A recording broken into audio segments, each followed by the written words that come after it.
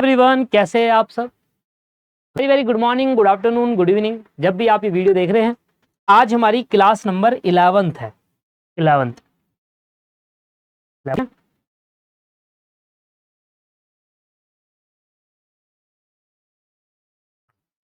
Class 11th है आज हमारी।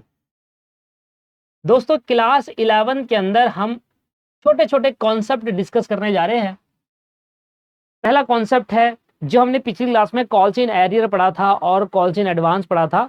उसके बिहाफ पर इंटरेस्ट भी चार्ज किया जाता है। कॉल्स इन एरियर पे इंटरेस्ट दिया जाएगा, लिया जाएगा। कॉल्स इन एडवांस पे इंटरेस्ट दिया जाएगा, लिया जाएगा। ये हम आज की चर्चा करेंगे और इसके बेस पर एंट्री क्या होगी, कितने परसेंट इंटरेस्ट होगा, ये सारी चीजें होगी। ठीक है, तो हेडिंग डालेंगे पहली, interest on calls in arrear. Interest on calls in arrear, interest on calls in arrear लेंगे। इसके बाद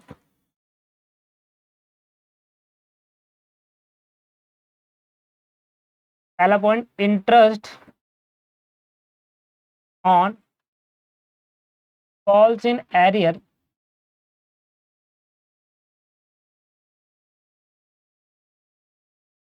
may be collected in area be collected by the director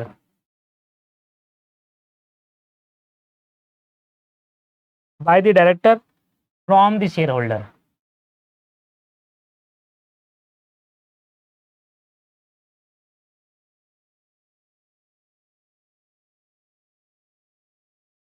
From the shareholder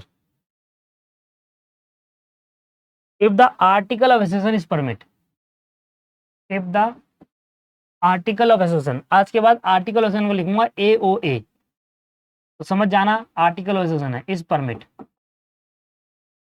दूसरा,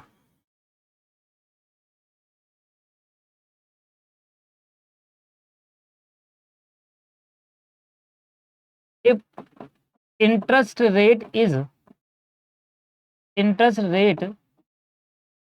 is absence या not given in the question, then as per Companies Act 2013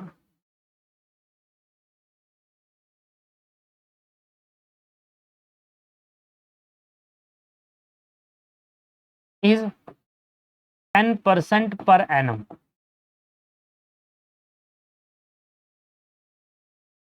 from the due date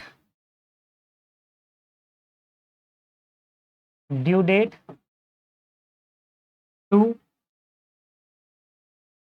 the date of actual payment. To the date of actual payment.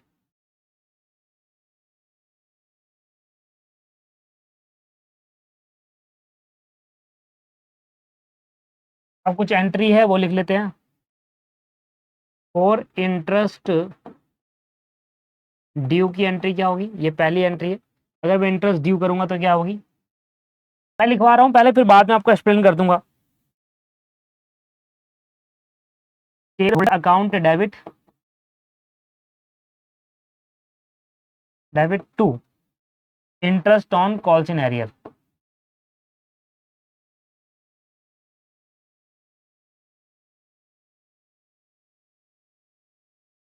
Arrears account. दूसरी entry,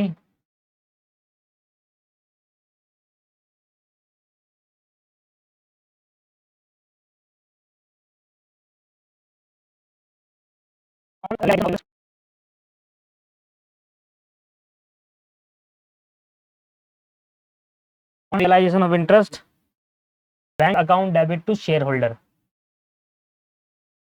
bank account debit to share holder account. और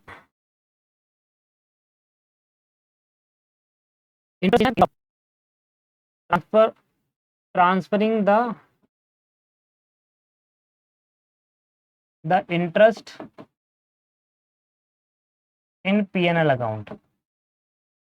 आपको बचपन से सिखाया गया है साल के एंड में खर्चे और इनकम को पीएनएल अकाउंट में ट्रांसफर करते हैं, ये सिखाया गया है, वही कर रहा हूं बस मैं।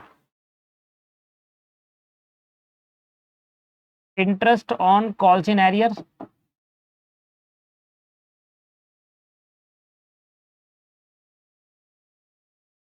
Account debit to share holder account.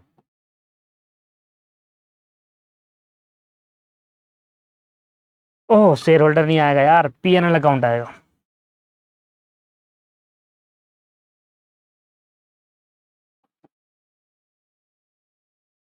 अब समझो जरा, ध्यान समझना, क्या ध्यान से क्या कह रहा है। सबसे पहले कॉल्स इन एरियर का क्या मतलब था? कॉल्स इन एरियर का मतलब था कि अगर कभी इंटरेस्ट, वही मैं कह रहा हूं, लाइट क्यों कम हो रही है, क्योंकि लाइट जलाई नहीं है सारी। ये लो, लाइट कम कम सी लग रही थी क्योंकि सारी लाइट जली नहीं थी। मैं आपसे कह रहा था कि देखिए कॉल्स इन एरियर का क्या मतलब है कि जो पैसा कंपनी के पास आना था, यहां हम कंपनी के पॉइंट से सोचते हैं, शेयर होल्डर के पॉइंट से नहीं सोचते। तो जो पैसा हमारे पास कंपनी के पास आना था वो पैसा नहीं आया, है ना। फॉर एग्जाम्पल कि भाई अलॉटमेंट मनी मंगाई थी शेयर होल्डर से, हमने कहा भाई लाओ अलॉटमेंट मनी दो। शेयर होल्डर कहने लगा कि मेरे पास नहीं है, मैं नहीं दे पाऊंगा। मान लो 5,000 रुपये अलॉटमेंट मनी लानी थी, नहीं दिया। तो जब तक वो अलॉटमेंट मनी दे नहीं देता तब तक उस पर क्या लगेगा, इंटरेस्ट लगेगा। कह रहा सर अभी नहीं है, मैं बाद में दूंगा। ठीक है, बाद में दे देगा, कोई दिक्कत नहीं है, जब तक आप नहीं दोगे तब तक इंटरेस्ट लगेगा। अब जो इंटरेस्ट रेट है वो डिसाइड करेगी company, director of the company decide करेगा कि इंटरेस्ट रेट क्या होना चाहिए। एक मिनट और, एक दिक्कत और है, ब्लर कर रहा है ना।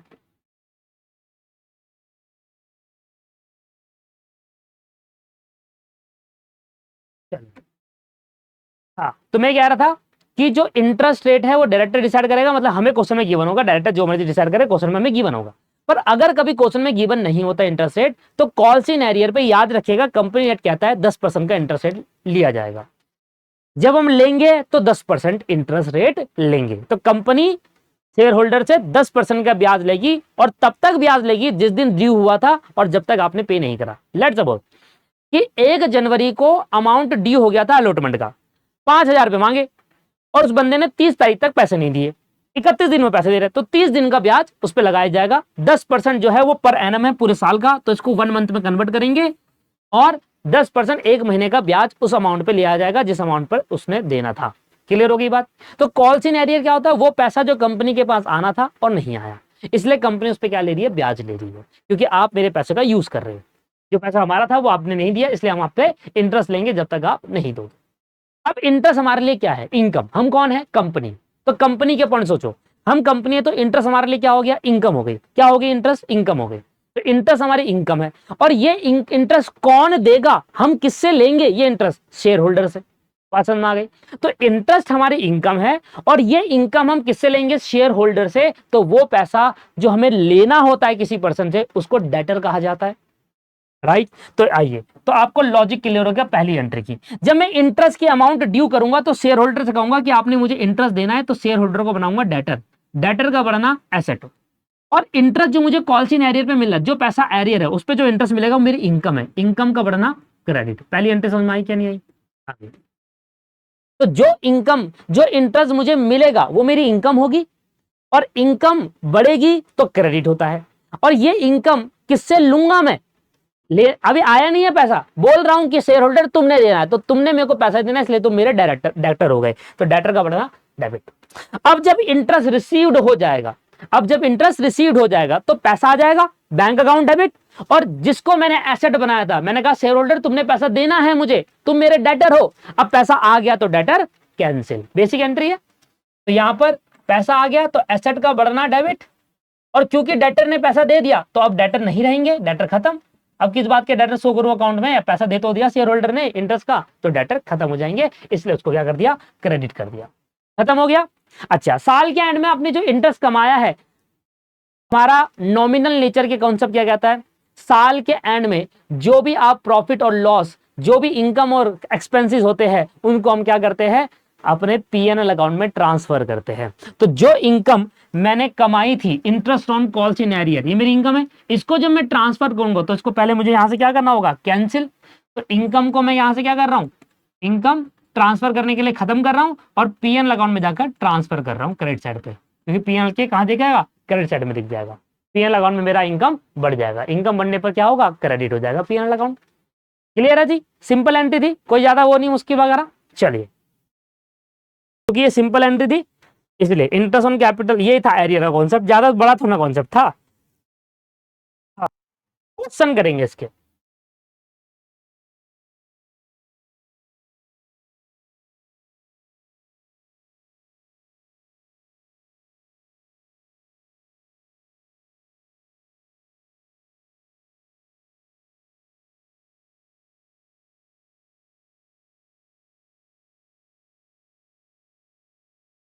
चलिए, दो क्वेश्चन मेरे हिसाब से, कितना क्वेश्चन करा दिए थे।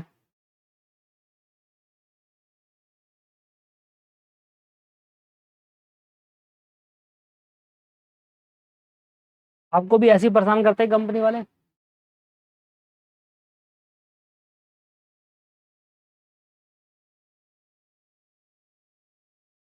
ठीक है, ये आ गया आपके पास। अच्छा, कॉल्स इन एरियर और कॉल्स इन एडवांस दोनों का क्वेश्चन है ये इंटरेस्ट का। तो क्या करता हूँ, पहले कॉल्स इन एडवांस भी करा ही दूंगा क्या आपको, कॉल्स इन एडवांस भी करना पड़ेगा सर, दोनों क्वेश्चन मिलाकर आया है। हेडिंग डालेंगे calls in advance, interest on calls in advance.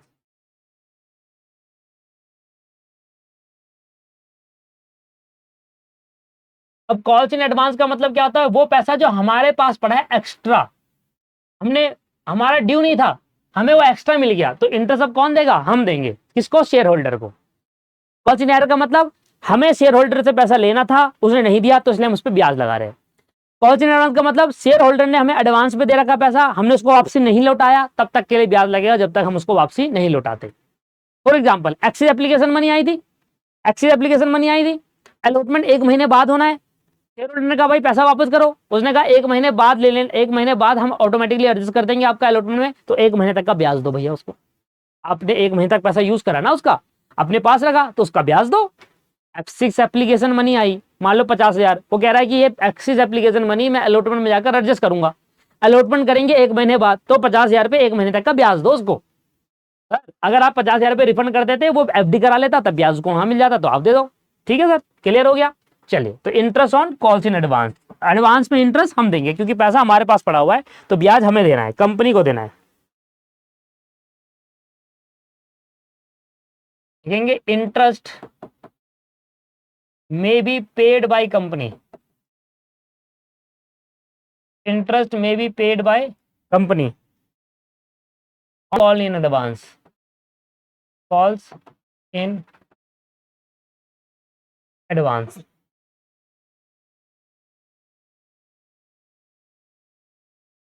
If article of association is, सारी कहानी वही है कि एओए अलाउ करेगा तभी इंटरेस्ट देंगे। अगला दूसरा है कि if interest rate is absence और not given, if interest rate is not given in question, अगर इंटरेस्ट रेट क्वेश्चन में गिवन है तो वही लगाना, अगर गिवन नहीं है then 12% per annum, then 12% per annum as per companies act, 12% per annum होगा एज पर कंपनीज एक्ट के हिसाब से, कंपनी एक्ट 2013। अब क्योंकि इंटरेस्ट हमें देना है, तो पहली एंट्री होगी ड्यू की, for interest due on call in advance,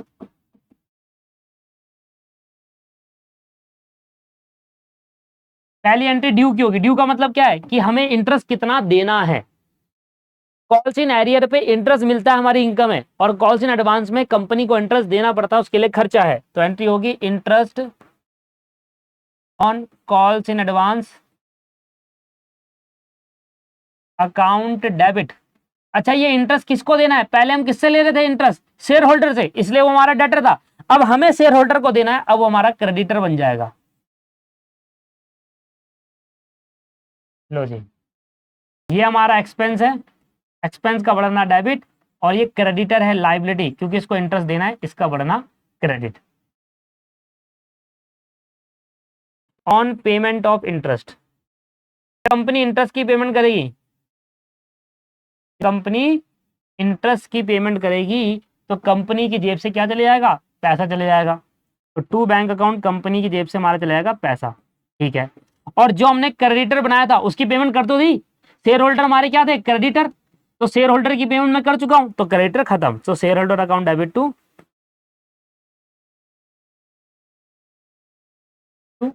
bank account. तो ये क्रेडिटर मेरे खत्म हो जाएंगे जब मैं क्रेडिटर की पेमेंट कर दूंगा। तो क्रेडिटर, लायबिलिटी कम करने के लिए डेबिट, और एसेट कम होने के लिए क्रेडिट। लायबिलिटी का कम होना डेबिट, एसेट का कम होना क्रेडिट। तीसरा, transfer of expense in PNL account. Transfer of expense in PNL, expense का नेचर क्या होता है? डेबिट, और जब मैं इसको ट्रांसफर करूंगा तो क्या हो जाएगा? क्रेडिट। तो interest on call in advance,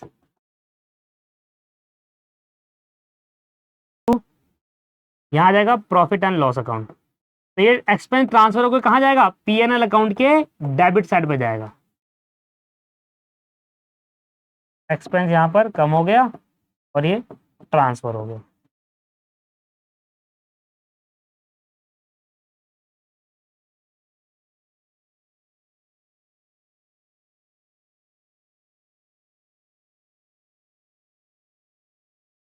चलिए, तो ये आपके पास है इंटरेस्ट ऑन कॉल से एडवांस। तो ये रेट याद रखिएगा, ठीक है जी, ये रेट याद रखना जरूरी है। कॉल्स इन एरियर पे सुनो, ऐसे याद नहीं कर पाओगे आप, ऐसे याद करो। अगर हमें इंटरेस्ट लेंगे, कंपनी अगर इंटरेस्ट लेगी तो कम लेगी, और कंपनी अगर इंटरेस्ट देगी तो ज्यादा देगी, ऐसा समझो। जब देने की बात आएगी तो हमें ज्यादा देना होगा, और जब लेने की बात आएगी तो हमें कम लेना होगा। कम है 10 और ज्यादा है 12, खत्म। ठीक है, चलो आ जाओ, आप क्वेश्चन पे आ जाओ। खत्म हो गया दोनों क्वेश्चन, छोटे छोटे थे तो कोई बड़े क्वेश्चन नहीं थे। क्या आ जाएगा? क्वेश्चन नंबर,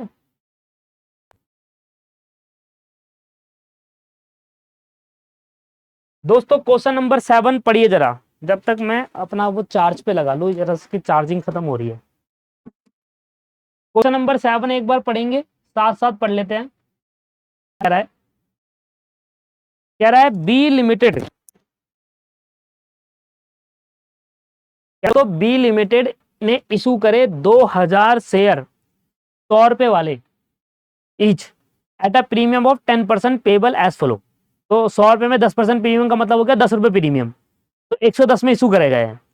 20 रुपए एप्लीकेशन में मंगा रहे 1 अप्रैल 2021 को। अब डेट गिवन होगी क्योंकि इंटरेस्ट की calculation on the basis of date होती है।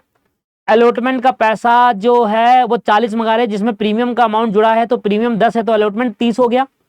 इधर बात कर रहा हूं मैं, अलॉटमेंट 30 होगा ना, क्योंकि 10 रुपए प्रीमियम है। 1 जून का अलॉटमेंट मंगा रहे, देख रहे अप्रैल से जून हो गई, बताओ। ऑन फर्स्ट कॉल 30 तारीख को 30 रुपए, फर्स्ट कॉल का अमाउंट 30 रुपए है। 1 जुलाई को मंगा रहे, और सेकंड कॉल 20 रुपए है, 1 अगस्त को मंगा रहे 2021 को। कितना पुराना क्वेश्चन है ये, 3-4 साल पुराना। Application were received for 1800 share, 2000 share के लिए अप्लाई इशू करा था, और 1800 शेयर के लिए एप्लीकेशन आई है। इसका मतलब अंडर सब्सक्रिप्शन है। क्या है? Under subscription. The director made allotment in full, director ने पूरी अलॉटमेंट कर दी। अब कह रहा है 1 share holder to whom 40 share were allotted, एक शेयर होल्डर था, उस 1800 शेयर जिसने अप्लाई करे थे उसमें एक शेयर होल्डर है जिसको 40 शेयर अलॉट करे गए हैं। Paid the entire balance on his share holding with allotment money, और जो शेयर होल्डर जिसने 40 शेयर खरीदे थे उसने अलॉटमेंट के टाइम पे सारा पैसा चुका दिया।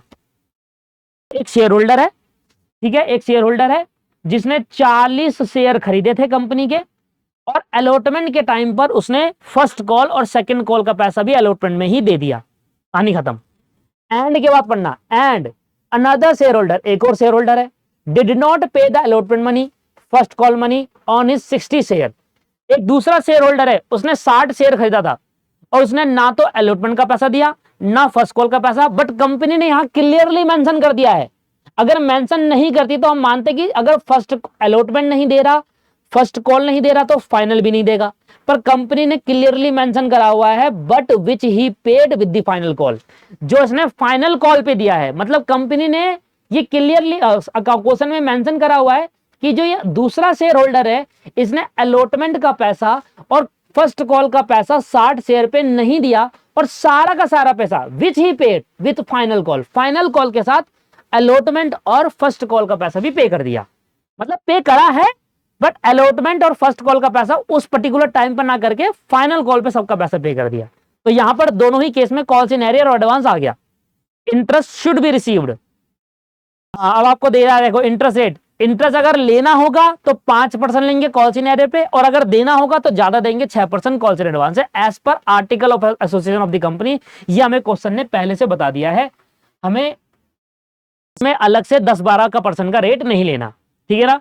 क्वेश्चन में हमें बता दिया है, कह रहा है calculate the amount of interest paid और received on call in advance and call in arrear respectively on 1 अगस्त 2021। तो 1 अगस्त 2021 को क्या अमाउंट तो पेड था वो निकालना है, इंटरेस्ट क्या होगा कॉल इन एरियर पे और इंटरेस्ट क्या होगा कॉल इन एडवांस पर। बस इतना करना है आपको, सिर्फ इंटरेस्ट की कैलकुलेशन बतानी है, और आपको कुछ नहीं बताना, अलग एंट्री वगैरह कुछ नहीं करनी है आपको, ठीक है। करो इस क्वेश्चन को करके दिखाओ जल्दी से, वीडियो को पॉज करो और जल्दी से अपने हिसाब से करो, एंट्री आपके सामने मैंने कर रखी थी। चलिए दोस्तों आ जाइए क्वेश्चन नंबर 7 में। सबसे पहले calculating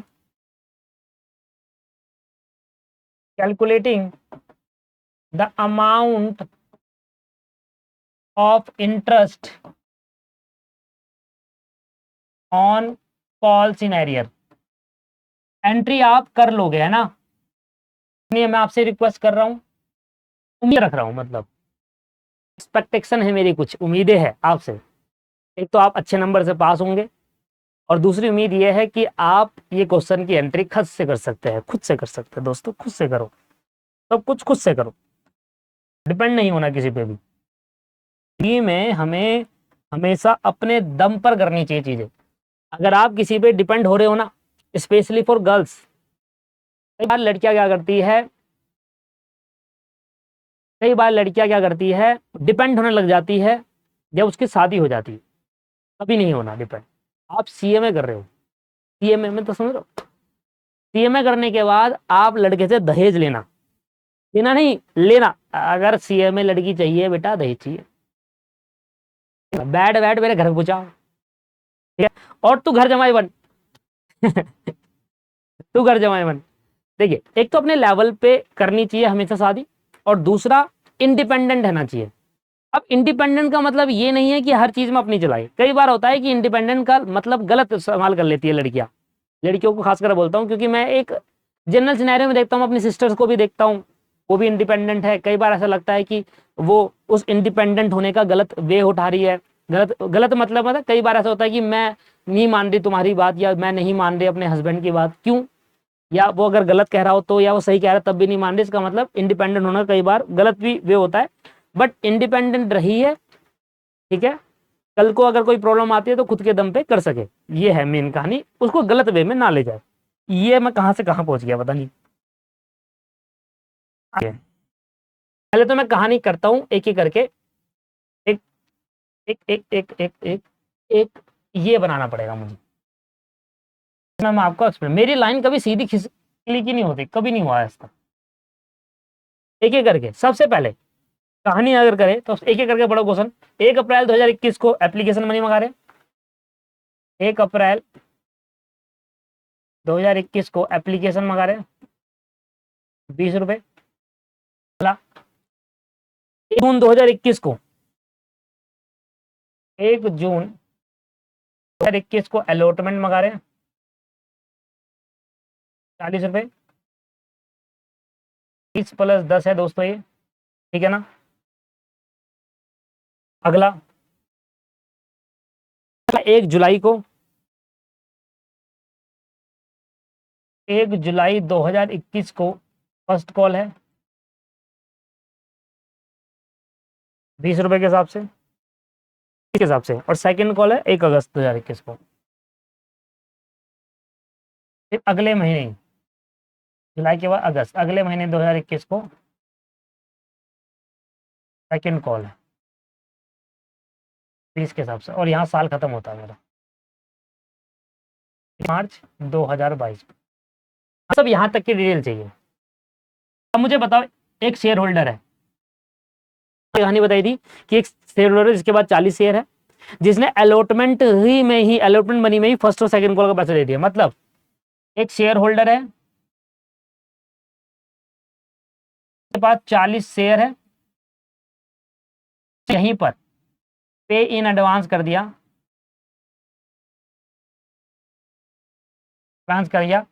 first call and second call का पैसा।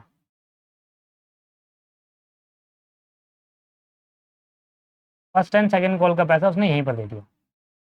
मतलब उसने जो पैसा जुलाई में देना था और जो पैसा 2 महीने बाद देना था वो उसने पहले पे कर दिया। मतलब इसने फर्स्ट कॉल का पैसा बिफोर 1 मंथ पे कर दिया, राइट, कह सकता हूं फर्स्ट कॉल का पैसा बिफोर 1 मंथ पे कर दिया, और सेकंड कॉल का पैसा पे करना था अगस्त में, 2 महीने पहले पे कर दिया, बिफोर 2 मंथ पे कर दिया, 2 महीने पहले ही उसने पे कर दिया। ये पहले समझो, इतना समझ में आया।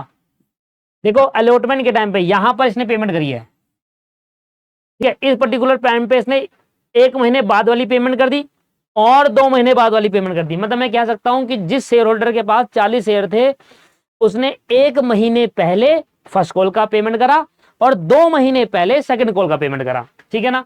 तो इस पे हम इंटरेस्ट देंगे 1 महीने पहले का फर्स्ट कॉल पे, और सेकंड कॉल वाले अमाउंट पर उस पे देंगे 2 महीने पहले का इंटरेस्ट। अब यहां पर बात कर लेते हैं, एक दूसरा शेयर होल्डर है, दूसरा शेयर होल्डर है के पास 60 शेयर है, इसने कॉल्स इन एरियर करा, इसने कॉल्स इन एरियर करा, इसको हटाओ, कॉल्स इन एरियर का बाद यह है समरी ऑफ क्वेश्चन। अब क्या कॉल्स इन एरियर करा, इसने फर्स्ट कॉल पे नहीं करी थी, सॉरी इसने फर्स्ट कॉल नहीं, इसने अलॉटमेंट का पैसा पे नहीं करा, और प्लस इसने फर्स्ट कॉल भी पे नहीं करी, not paid, oh not paid नहीं, paid in final call day. मतलब 1 अगस्त 2021 को उसने पे करा है। अब मुझे बताओ अलॉटमेंट मनी इसने कब पे करनी थी, 1 जून को, इसने पे कब करी, 1 अगस्त को, जिसके पास 60 शेयर थे, मतलब 2 महीने बाद, आफ्टर 2 मंथ पेमेंट करी है इसने, आफ्टर 2 महीने बाद पे करा है, पे आफ्टर 2 मंथ, और ये पे आफ्टर 1 मंथ, 1 महीने बाद इसने पे करा है। तो इस पे 2 महीने का कॉल्स इन एरियर का इंटरेस्ट लेंगे और इस पे 1 महीने का कॉल्स इन एरियर का इंटरेस्ट लेंगे, ठीक है जी।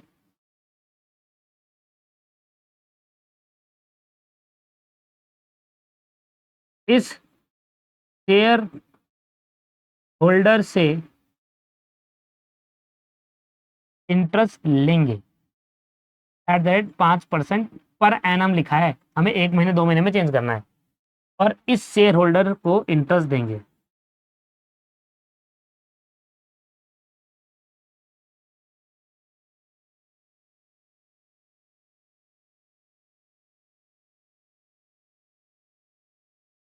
इस शेयर होल्डर को इंटरेस्ट देंगे at the rate 6%।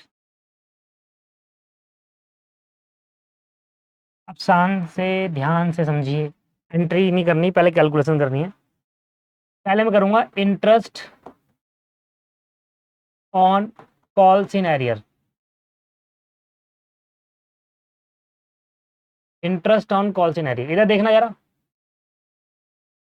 Calls in arrear में कौन सा शेयर होल्डर है जिसके पास 60 शेयर थे, शेयर होल्डर हैविंग 60 शेयर। अब इसने कौन कौन सा पैसा नहीं दिया? फर्स्ट कॉल का नहीं दिया था, ओ अलॉटमेंट का नहीं दिया। अलॉटमेंट कितना पैसा नहीं दिया? 60 शेयर के हिसाब से अलॉटमेंट मनी कितनी मंगा रहे जरा बताइए। तो 60 शेयर के हिसाब से अलॉटमेंट मनी मंगाते हैं 40 रुपए, तो उसने 40 रुपए नहीं दिया। फर्स्ट कॉल का पैसा इसने नहीं दिया। 60 शेयर के हिसाब से फर्स्ट कॉल का पैसा है 30 रुपए। तो कितना आया ये? कैलकुलेटर कहाँ पर है?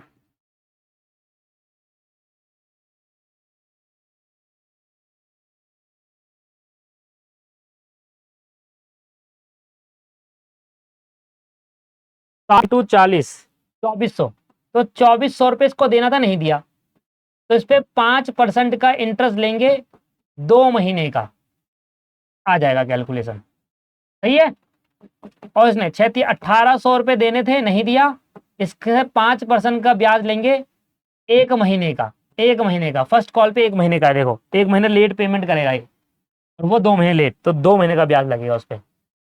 2400 multiply by 5% multiply by 2 divide by 12, ये आ गया 20 रुपये, बस 20 रुपये बनता है इसका इंटरेस्ट। 1800 का 5% मल्टीप्लाई बाय 1 डिवाइड बाय 12, ये आ गया 7.5 रुपये। ये तो बहुत ज़्यादा है, क्या करूँगा इतने का? इतने में तो घर भर जाएगा मेरा। ये आ गया कॉल्स इन एरियर का।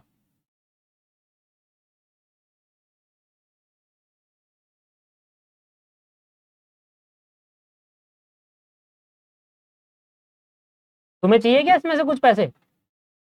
चाहिए हो तो बताना यार, मैसेज वैसे करना, भेज दूंगा आपको। इतने पैसे का क्या करूंगा भाई, मैं क्या करूंगा इतने पैसों का, ये तो बहुत ज्यादा है।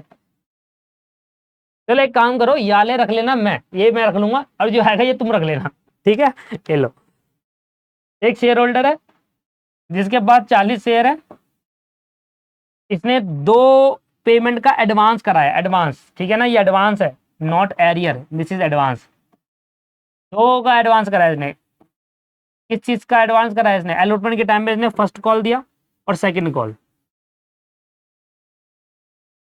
फर्स्ट कॉल इसने एडवांस पेमेंट करी और सेकंड कॉल इसने एडवांस करी।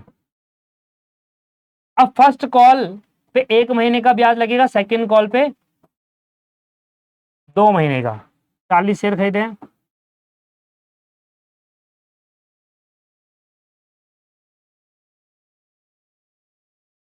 फर्स्ट कॉल पे 1 महीने का ब्याज, 40 शेयर खरीदे हैं, पहली कॉल 30 रुपए के हिसाब से है, और 40 शेयर खरीदे हैं, और दूसरी कॉल 20 रुपए के हिसाब से। पहले तो ये पता लगाओ कि कितना पे करना था फर्स्ट कॉल पे।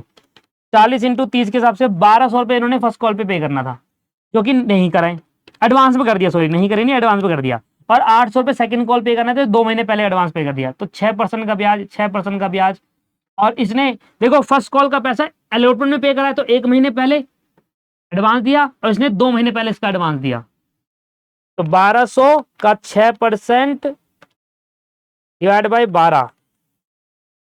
लो भैया, आपका तो बहुत सारे पैसे आ गए, आपके तो और ज्यादा आ गए, इसमें से कुछ शेयर मुझे भी दे देना, ठीक है, लेके बंद भाग देना। 6 रुपये आया टोटल। 800 का 6% इंटू 2 डिवाइड बाई 12, अरे भाई साहब 8 रुपये आ गया, 8 6 14, भाई आपके ज्यादा है भाई, आप ये पैसा वही बांटोगे, ये पैसा नहीं लेके जाओगे आप, मैं जाने नहीं दूंगा। क्या कह रहे हो सर? सारा पैसा आप ही रख लो, हमें कुछ नहीं चाहिए, टॉफी खा लेना हमारी तरफ से। अरे यार, ये खत्म हो गया सर, खत्म हो गया जी, ये हमारा पॉइंट खत्म हो गया। एक पॉइंट और है, देखिए मैं आज आपको छोटे छोटे कंसेप्ट कर रहा हूं। अगला कॉन्सेप्ट का नाम आता है expense on issue of share. Expense on issue of share, इसको हम इशू एक्सपेंस भी कहते हैं। शेयर इशू करते टाइम कुछ खर्चे हो जाते हैं दोस्तों, इसके कोई एग्जाम्पल नहीं है, बट फिर भी आपको पता होना चाहिए, बुक में दे रखा है तो बताना है। इशू एक्सपेंस कहा जाता है इसको प्यार से, इशू एक्सपेंस। पहले तो मैं आपको एक लिस्ट देता हूं कि कौन कौन से इशू एक्सपेंस होते हैं। जैसे कि आपने प्रिंटिंग का कॉस्ट है, क्या होता है जब भी हम शेयर इशू करते हैं तो अपना प्रोस्पेक्टस होता है हमारा, वो इशू करते हैं। ठीक है ना। कंपनी लॉ में आपने पढ़ा प्रोस्पेक्टस के बारे में। तो जब भी हम शेयर इशू करते हैं तो प्रोस्पेक्टस होता है जिसमें शेयर के बारे में डिटेल होती है, पूरी कंपनी के बारे में डिटेल बताई होती है, तो वो हम इशू करते हैं, प्रिंट करानी पड़ती है, तो प्रिंटिंग कॉस्ट आती है, वो एक इशू एक्सपेंस है। पहला है printing, printing charges of prospectus. ठीक है। दूसरा आपके पास आ जाता है एप्लीकेशन फॉर्म को प्रिंट करना, एप्लीकेशन फॉर्म जो भरेगा शेयर होल्डर। तीसरा आ जाता है, ये सब इशू एक्सपेंस है, जो जो खर्चे होंगे इस पे, ब्रोकरेज, ब्रोकर को ब्रोकरेज देते हैं। चौथा अंडर राइटर कमीशन, ब्रोकर को ब्रोकरेज दी जाती है और अंडर को अंडर राइटिंग कमीशन दिया जाता है। अब सुनना ध्यान से, ये आपके सिलेबस का पार्ट है अंडर राइटर। तो जब ये आपको आगे जाकर पढ़ा दूंगा मैं अंडर राइटर, तो आपको दोनों का मतलब समझा दूंगा, कौन ब्रोकर होता है और कौन अंडर राइटर होता है, अगर जिसको नहीं पता तो। ठीक है ना। और कुछ लीगल एक्सपेंस होते हैं कंपनी के लीगल डॉक्यूमेंट बनाने के लिए, लीगल चार्जेस, और भी बहुत सारे होते हैं, पर मैंने एक छोटी मोटी ली थी। ये सारे खर्चे होते हैं, इन खर्चों से क्या होगा, पैसा जाएगा सर। तो बताइए सर, जर्नल एंट्री कराइए सर इसकी। इसकी जर्नल एंट्री क्या होगी, दो एंट्री होती है, एक खर्चा पे करने की और एक खर्चा पीएनएल अकाउंट में ट्रांसफर करने की। तो पहली जनरल एंट्री होगी खर्चे की पेमेंट करने की। पे करूंगा तो क्या होगा, मेरा बैंक से पैसा चले जाएगा दोस्त, राइट, सही कह रहा हूं मैं। और expense on issue account debit हो जाएगा, या इशू एक्सपेंस नाम से अकाउंट डेबिट हो जाएगा।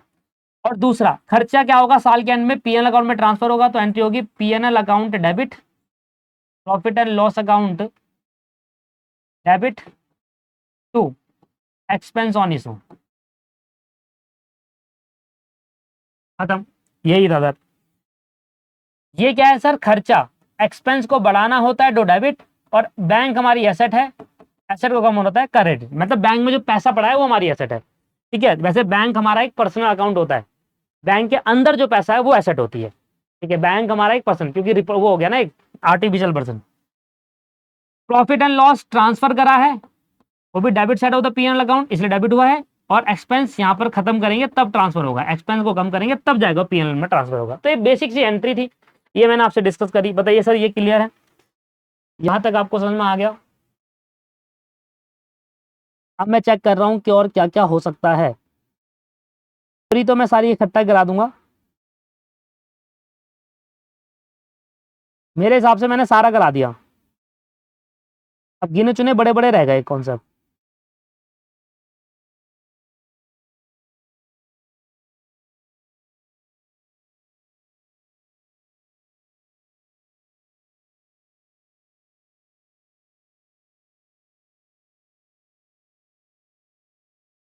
चलिए, तो आज की क्लास में ज्यादा हो नहीं पाया। अब जो रिमेनिंग कॉन्सेप्ट रह गया बता दूं क्या है। एक तो आपको होमवर्क करना है, आज पहली बार दे रहा हूं होमवर्क।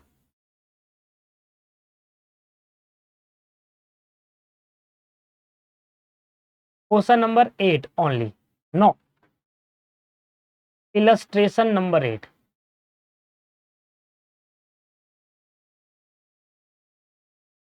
एक ही क्वेश्चन है, ज्यादा नहीं देता मैं, सारे क्वेश्चन तो मैं ही कराता हूँ। इलस्ट्रेशन नंबर 8, इलस्ट्रेशन नंबर जो 8 है वो कॉल्स इन एडवांस और कॉल्स इन एरियर की एंट्री के बेस पर है। आपको पता है मैंने एंट्री आपको सिखा दी थी, उसके बेस पर अभी है। ठीक है। तो इसका आपका करके लाना है इलस्ट्रेशन नंबर 8, और 9 अभी नहीं करना, 9 का कॉन्सेप्ट है। अब रिमेनिंग क्या रह गया है इस पर्टिकुलर इशू ऑफ शेयर, सिर्फ इशू ऑफ शेयर की बात कर रहा हूं, उसमें रिमेनिंग कॉन्सेप्ट क्या रह गए।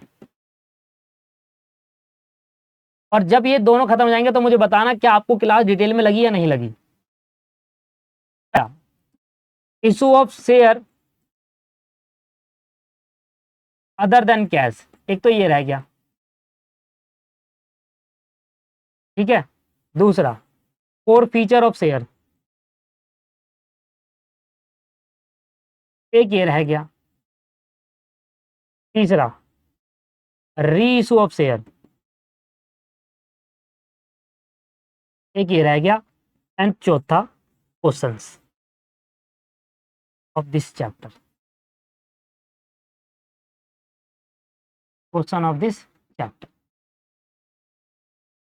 Issue of share other than cash कराऊंगा अगली क्लास में, उससे पहले मैं आपको होमवर्क कराऊंगा, फिर आप चेक कर लेना। कृपया करके रिक्वेस्ट है कि होमवर्क को आंसर ना देखे, सुनो मेरी बात, होमवर्क आप अपने हिसाब से करना, आंसर मत देखना। जो भी आपने होमवर्क करा वो सीधा क्लास में आना, आंसर मत देखना। अगली क्लास देखो, मैं जो क्वेश्चन कराऊंगा उससे मैच करना, फिर पता चलेगा गलती का है। अगर आप अपने आप से आंसर देखोगे मत देखना, ये मेरी रिक्वेस्ट है। मैं आपको होमवर्क दे रहा हूं, आप करना इसको, बिना आंसर छुपाए इसको कर लेना। आंसर कर लोगे जब भी चेक मत करना अपने आप, अगली क्लास देखना। अगली क्लास देखकर साथ साथ मेरे साथ साथ आंसर चेक कर लेना, स्पीड में कर लेना और आंसर चेक कर लेना। करने के बाद फिर देखना कहाँ गलती हुई कहाँ नहीं। होपफुल नहीं होगी पर फिर भी एक दो रह गया तो देख लेना। अगली क्लास में आपको एक क्वेश्चन ये करा दूंगा दोनों, अगली क्लास भी छोटी होगी, फिर आएगा फोरफीचर और रीइशू एंड देन चैप्टर खत्म। चैप्टर सर टाइम लगाया है, 10 क्लास कम नहीं होती, आप 10वीं क्लास है, 11वीं क्लास 12वीं और 3-4 क्लास क्वेश्चन बड़े हैं ना, तो 2-3 क्लास क्वेश्चन में लग जाएंगे। तो ये है सर पूरी कहानी, और चैप्टर जल्दी खत्म हो जाएगा। ये मतलब अब जल्दी हो जाएगा ऐसा तो शुरुआत से नहीं हुआ पर अब जल्दी हो जाएगा। पता है इसके बाद के तो जितने भी चैप्टर है ना वो जल्दी खत्म क्यों होंगे, रीजन क्या है, क्योंकि बेस आपका क्लियर कर चुका हूं मैं। ये 10 क्लास में सारा बेसिक था, ये भी क्लियर हो गया। अब डिबेंचर, प्रेफरेंस, रिडम्पशन सब आ जाएगा, अब जल्दी जल्दी हो जाएगा। मिलते इसके अंदर और भी है, अभी बाईबैक है, बहुत सारी इशू है, राइट इशू है, तो बहुत चीजें है इसके अंदर, वो भी इस चैप्टर के पार्ट है। पर मैं इस चैप्टर का पार्ट यही तो मानता हूँ, री इशू तक। उसके बाद बाईबैक, राइट ऑफ, ये सब चीजें अलग है, डिफरेंट पार्ट है, पर डाल दिया इस चैप्टर में, वो भी साथ साथ कराएंगे। वो एक एक क्लास का टॉपिक है सारे। मिलते हैं नेक्स्ट क्लास में, आज की क्लास को यहीं पर समाप्त करते हैं। Bye bye, take care, have a nice day, thank you.